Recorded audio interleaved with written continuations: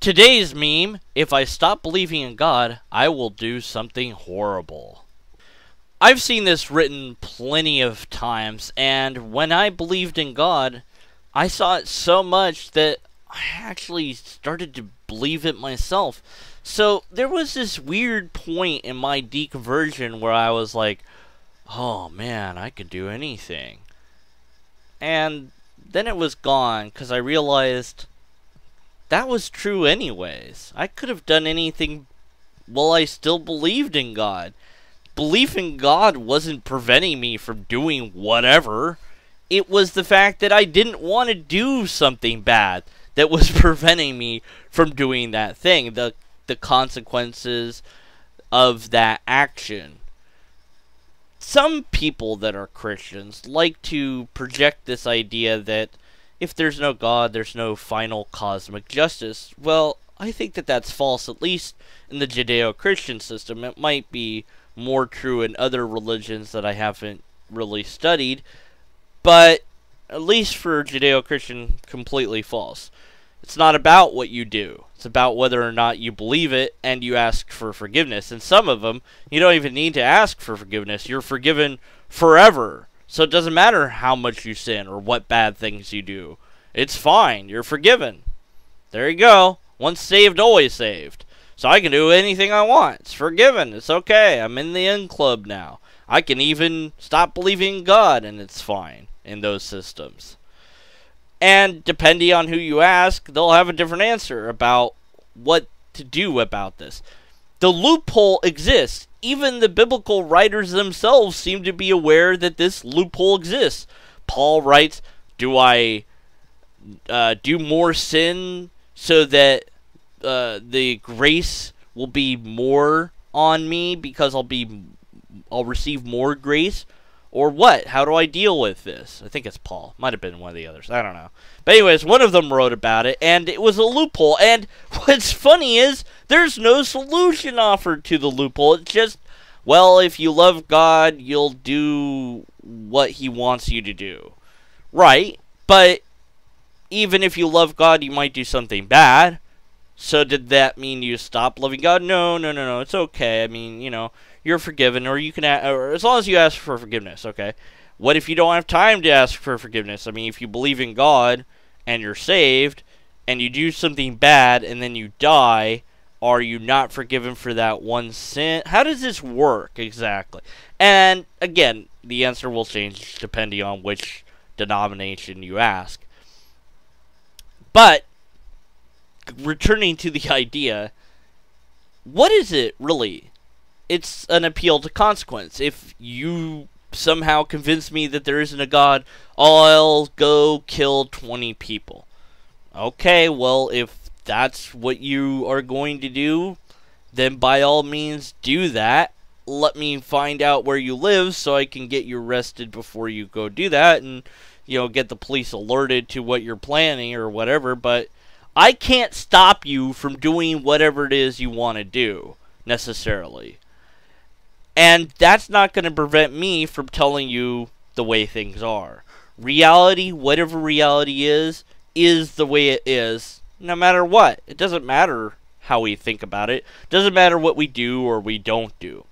But really, why would someone say this? What would cause them to type it or say it out loud? What would it be that is at the root of this problem? And I don't know that I have any one particular answer, because looking into motivations isn't something logic can really do. I have a few ideas, though.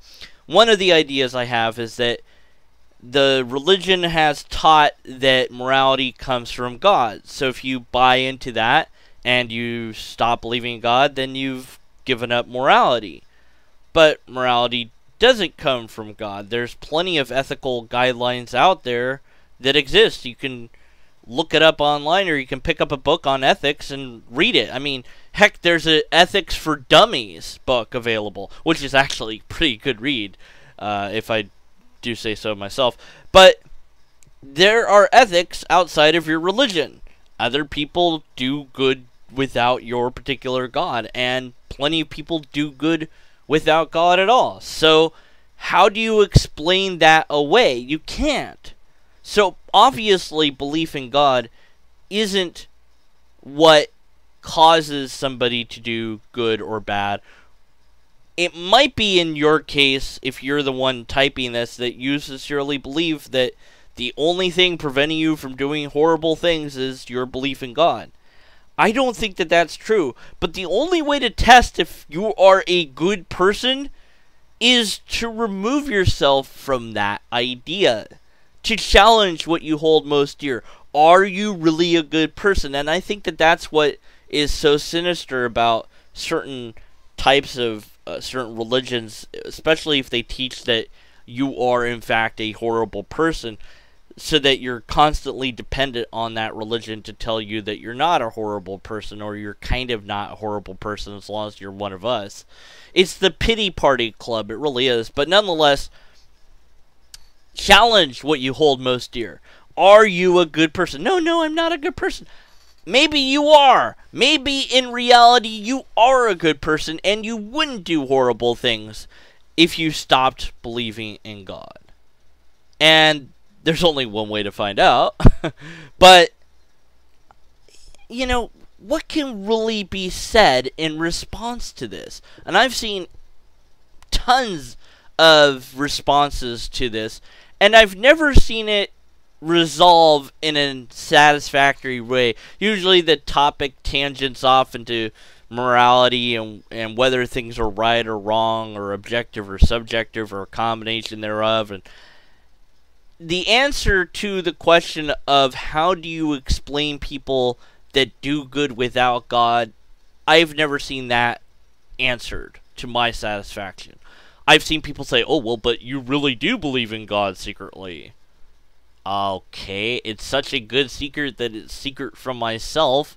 So as far as I'm aware, I still don't believe in God, and I'm still doing good. I mean, it's not like I'm really good at doing good or anything, but I'm not, I'm not a jerk. I don't go out of my way to upset people or irritate people. I try to do what little good I can do here and there. I mean, it's usually very minor things that I am able to do. I don't make a great deal of money, so I can't, contribute to charity or anything like that. But, if I had the means to do it, I would, because I want to, for no other reason. I don't, it's not about, I don't need an award or any reward to tell me that I've done something worthwhile.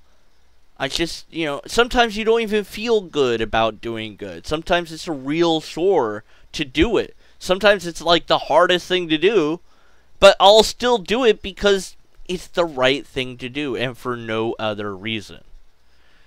And so whenever I see this, I go into this zone where I'm trying to think about why someone would say this and how it's completely irrelevant. With or without God, you can do anything. Because even if you believe in God, I mean, especially the Judeo-Christian God, you can just be forgiven of your sin, whatever it might be.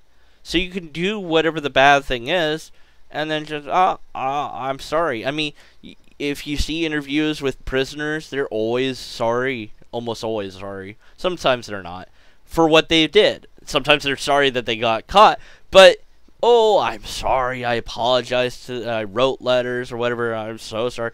People, I've seen interviews of people on death row, oh, I'm so sorry, I wish I could undo it, etc. And they're legitimately sorry. They're still gonna get killed, more than likely, at the end of death row, but they're sorry. It doesn't undo what they did. So they die, they happen to be in the right religion, they were sorry, so they get forgiven, they get there is no consequence. See, the consequence is here and now. The consequence is whatever we can do to that person here and now. There might not be an afterwards. Or if there is an afterwards, maybe they're going to get all sorts of good stuff because they were part of the right club. And that's not a justice that I recognize, because they're not receiving justice. They're receiving reward. That's the opposite of justice. So, I really don't know what we can do about the people that say this. I don't think that it's true. I hope that it's not true. But even if it is true, even if that person or group of people is going to do horrible things, if somehow we succeed at convincing them that there isn't a God, that doesn't free me from my obligation to the truth. My duty to the truth is paramount, and the truth is more important than what people are going to do in response to the truth.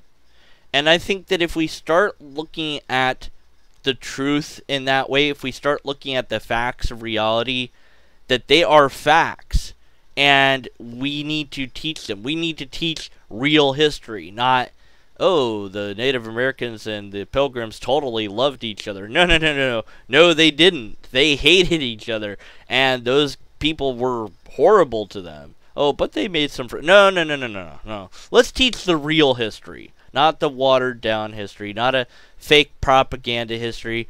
And whatever the consequence of teaching the truth is, let's deal with that when it comes.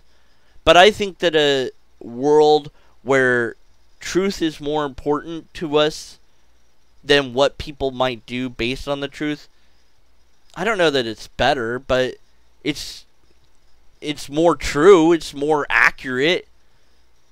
So, identifying this as an appeal to consequence, I hope would be enough for you if you personally have written this yourself. If you have posted this on some forum or a video or both, and you happen to believe in whatever deity it is, okay, fine, believe that if you want. But if you're going to try to tell me that that deity is real and then you're going to use illogic, then I'm going to be skeptical. So, don't use illogic. Now that you know that this is an illogical statement to make because it's an appeal to consequence, don't use it. If you do, then you don't really care about promoting your particular deity. You don't really care about convincing me that that deity might be real because you're not using logic, which is what I care about. And if you don't care enough to care about what I care about, or you don't care enough to do logic, then okay, fine. I mean, I can't stop you from being that way, but there is no reason for me or anyone else to think that your conclusions are true, because unless and until we have logic and we have a logically coherent argument from you about your deity or your beliefs, we have to be skeptical of those conclusions. So now that you know that this meme is a logical fallacy, I hope that you will not perform it in the future. Thanks for listening. Be sure to post your comments, questions, concerns below. Like and share this video. Subscribe. Do all of this, or else I will, like, freaking kill stuff. It doesn't even matter what it is. Whatever your favorite thing is. Just, like, maybe it's a food. I'll kill it. Like, it's pizza. I will get a pizza and I will just brutally kill it. It won't even be funny. Like, you're like, how can you kill a pizza? Don't even think about it. I will kill it, okay? Like you're like, oh, I love iPods. I will find an iPod and I'll bring it to life and then I'll kill it. Ah!